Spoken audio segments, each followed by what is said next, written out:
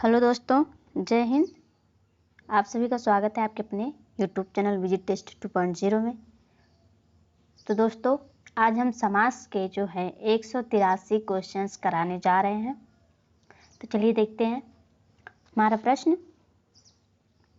तो यहाँ पे पीताम्बर में कौन सा समास है? तो पीताम्बर में दोस्तों बहुव्रीहि समास है। क्या है?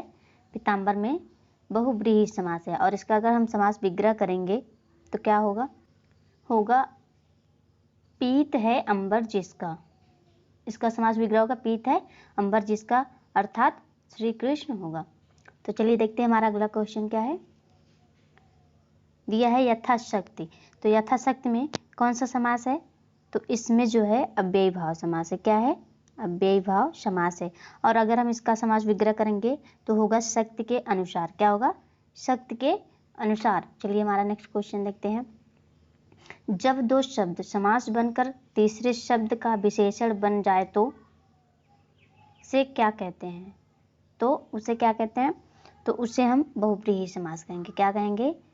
बहुव्रीहि समास। जब दो शब्द समास बनकर तीसरे शब्द का विशेषण बन जाए तो हम उसे बहुव्रीहि समास कहते हैं। चलिए नेक्स्ट क्वेश्चन देखते हैं। चराचरम जगत में कौन सा समास है? तो दोस्तों इसमें जो है कर्मधारय समास है। क्या है? कर्मधारय समास है। चंद्रशेखर में कौन सा समास है?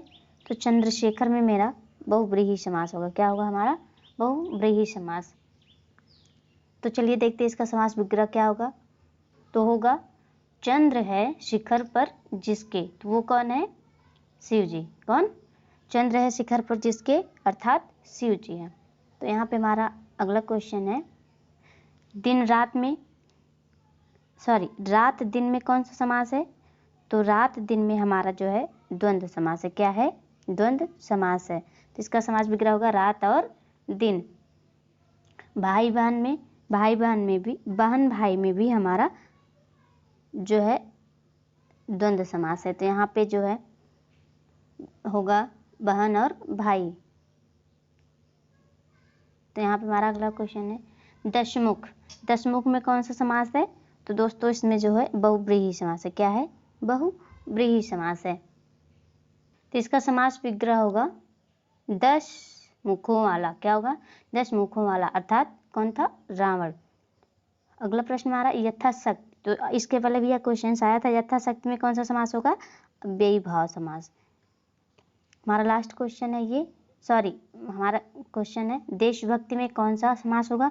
तो दोस्तों देशभक्ति में हमारा तत्पुरुष समास होगा। क्या होगा? तत्पुरुष समास। चलिए नेक्स्ट क्वेश्चन देखते हैं। हस्तलिखित में समास है। तो इसमें कौन सा समास है? इसमें है तत्पुरुष समास। क्या है? तत्पुरुष समास। Next question. त्रिनेत्र में कौन सा समास है? तो दोस्तों त्रिनेत्र में हमारा बहुव्रीहि समास है। क्या होगा? तो इसका समास विग्रह करने पर होगा 3 नेत्र हैं जिसके, अर्थात शिव जी। भरपेट में हमारा कौन सा समास होगा? तो इसमें होगा हमारा अव्ययी भाव समास। क्या होगा? अव्ययी भाव समास होगा। अगला क्वेश्चन। आनंद मग्न में समास होगा हमारा। तो आनंद मग्न में हमारा जो है वो तत्पुरुष समास होगा। क्या होगा? तत्पुरुष समास। तो इसका समास विग्रह होगा आनंद में मग्न। क्या होगा? आनंद में मग्न। अगला प्रश्न देखते हैं। वनवास में कौन सा समास है? तो वनवास में जो है हमारा तत्पुरुष समास है। क्या है? तत्पुरुष समास है। तो अगर हम इसका समास विग्रह करेंगे तो होगा वन में वास। क्या होगा? वन में वास। और इसका समास होगा तत्पुरुष। पंचवटी में कौन सा समास है? तो पंचवटी में हमारा जो है वो द्विगु समास है। क्या है? द्विगु समास। और इसका समास विग्रह होगा 5 वटों का समूह या 5 वटों का समाहार। पीताम्बर में समास है। अभी इसके पहले क्वेश्चन आया था। तो पीताम्बर में जो है हमारा बहुव्रीहि समास है। क्या है? पीत है अंबर जिसका, अर्थात श्री कृष्ण। नरोत्तम का समास होगा। तो नरोत्तम में हमारा जो है तत्पुरुष समास होगा। क्या होगा? तत्पुरुष समास। और इसका अगर हम समास विग्रह करेंगे तो वह होगा नरों में उत्तम, क्या होगा, नरों में उत्तम। आजन्म में समास है, तो आजन्म में हमारा कौन सा समास होगा, अव्ययी भाव समास। तो इसका अगर हम समास विग्रह करेंगे तो वो होगा हमारा जन्म तक या जन्म से होता है। ठीक है, चलिए अगला प्रश्न देखते हैं। धनहीन, तो धनहीन में दोस्तों हमारा कौन सा समास होगा, तो इसमें जो होगा तत्पुरुष समास होगा। क्या होगा, तत्पुरुष समास होगा। तो अगर इसका हम समास विग्रह करेंगे तो क्या होगा, धन में हीन, धन से हीन, क्या होगा, धन से हीन। चलिए नेक्स्ट क्वेश्चन देखते हैं। हमारा क्वेश्चन है गौशाला में कौन सा समास है। तो दोस्तों गौशाला में हमारा कौन सा समास है, ये होगा तत्पुरुष समास। क्या होगा, तत्पुरुष समास। और अगर हम इसका समास विग्रह करेंगे तो होगा गौ के लिए शाला। क्या होगा, गौ के लिए शाला। तो चलिए नेक्स्ट क्वेश्चन, पुस्तकालय में समास है कौन सा है, तो इसमें जो है हमारा तत्पुरुष समास है। क्या होगा, तत्पुरुष समास। और इसका समास विग्रह करने पर होगा पुस्तक का आलय। नेक्स्ट क्वेश्चन देखेंगे दशानन, तो दशानन में कौन सा समास होगा, यहाँ पे हमारा बहुव्रीहि समास होगा। क्या होगा, बहुव्रीहि। तो दोस्तों अगर हम इसका समास विग्रह करेंगे तो क्या होगा, तो इसका समास विग्रह करने पे होगा दश है आनंद जिसके, तो कौन है, रावण। चलिए नेक्स्ट क्वेश्चन, त्रिलोचन, तो त्रिलोचन में हमारा कौन सा समास होगा, बहुव्रीहि समास। क्या होगा, बहुव्रीहि समास होगा।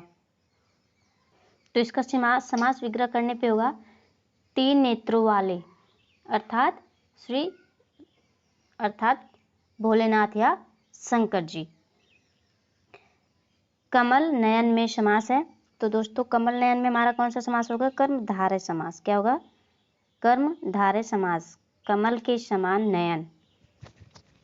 चलिए नेक्स्ट क्वेश्चन, अन्न जल, अन्न जल में कौन सा समास होगा, तो अन्न जल में हमारा द्वंद्व समास होगा। तो इसका समास विग्रह क्या होगा दोस्तों, इसका समास विग्रह होगा अन्न और जल। तो यहाँ पे हमारा नेक्स्ट है अष्टाध्यायी, अष्टाध्यायी में कौन सा समास होगा, तो इसमें जो है हमारा द्विगु समास होगा। क्या होगा, द्विगु समास। यथा समय में, यथा समय में हमारा कौन सा समास है, तो इसमें हमारा अव्ययी भाव समास होगा। तो भरपेट है दोस्तों, यहाँ पे दिया है भरपेट में कौन सा समास होगा, यहाँ पे भी अव्ययी भाव समास होगा। नेक्स्ट क्वेश्चन, चरण कमल में समास है, तो दोस्तों चरण कमल में हमारा कर्मधारय समास है। क्या है, कर्मधारय समास है। तो इसका समास विग्रह कैसे होगा, इसका समास विग्रह होगा कमल के समान चरण है जिसके, तो कौन है, श्री कृष्ण के। नेक्स्ट क्वेश्चन, चौराहा में समास है, तो चौराहा में हमारा होगा द्विगु समास। इसका समास विग्रह करने पे होगा चार राहों का समूह या चार राहों का समाहार, जिसे कहते हैं चौराहा। चलिए नेक्स्ट क्वेश्चन देखते हैं। हमारा क्वेश्चन है सप्तऋषि में समास है, तो दोस्तों सप्तऋषि में हमारा द्विगु समास होगा। क्या होगा, द्विगु समास होगा। तो अगर इसका समास विग्रह करेंगे तो होगा सात ऋषियों का समूह। क्या होगा, सात ऋषियों का समूह, जिसे कहते हैं सप्तऋषि। नेक्स्ट क्वेश्चन, यथारुचि में समास है, तो यथारुचि में हमारा जो है अव्ययी भाव समास है। क्या है, अव्ययी भाव समास। चलिए नेक्स्ट क्वेश्चन देखते हैं। नेक्स्ट क्वेश्चन है हमारा निम्नलिखित में से कौन तत्पुरुष समास का उदाहरण नहीं है, तो इसमें से जो हमारा ऑप्शन सी दिया है आजन्म, यह हमारा तत्पुरुष समास का उदाहरण नहीं है, यह हमारा अव्ययी भाव समास का उदाहरण है। तो यहाँ पे राजकुमार हमारा तत्पुरुष समास है, यज्ञ वेदी हमारा तत्पुरुष समास है, ग्रामवासी हमारा तत्पुरुष समास का उदाहरण है, और आजन्म जो दिया है यह हमारा अव्ययी भाव का समास है, अव्ययी भाव समास का उदाहरण है। चलिए नेक्स्ट क्वेश्चन देखते हैं। किस समास में दोनों पद प्रधान होते हैं, तो जो द्वंद्व समास होता है उसमें पूर्व पद और उत्तर पद दोनों प्रधान होते हैं। किस समास में प्रथम पद संख्यावाची तथा अंतिम पद संख्या हो वह जो है द्विगु समास होता है। क्या होता है, द्विगु समास कहा जाता है। महाजन शब्द में समास है, तो महाजन शब्द में हमारा कर्मधारय समास होगा। क्या होगा, कर्मधारय समास होगा। तो इसका समास विग्रह करने पे होगा महान है जो जन। चलिए नेक्स्ट क्वेश्चन देखते हैं। जिसमें कोई पद प्रधान नहीं होता तथा अन्य अर्थ प्रधान होता है वहाँ होता है। तो दोस्तों वहाँ पे हमारा बहुब्रीहि समास होता है। क्या होता है? बहुब्रीहि समास में कोई भी पद प्रधान नहीं होता है तथा अन्य अर्थ प्रधान होता है। चलिए नेक्स्ट क्वेश्चन। जलमग्न शब्द में समास होगा, तो जलमग्न शब्द में हमारा तत्पुरुष समास होगा। क्या होगा? तत्पुरुष समास। जल में मग्न, इसका समास विग्रह होगा। वज्रपाणी शब्द में कौन सा समास है? तो वज्रपाणी शब्द में हमारा बहुव्रीहि समास होगा। क्या होगा? बहुव्रीहि समास। तो दोस्तों हमारा ये लास्ट क्वेश्चन है। अगर वीडियो आप लोगों को अच्छा लगे तो वीडियो को लाइक कीजिएगा। चैनल पर नए हैं तो चैनल को सब्सक्राइब करना न भूलिएगा। तो चलिए देखते हैं पंचवटी शब्द में कौन सा समास होगा। तो पंचवटी शब्द में हमारा द्विगु समास है। क्या होगा? द्विगु समास।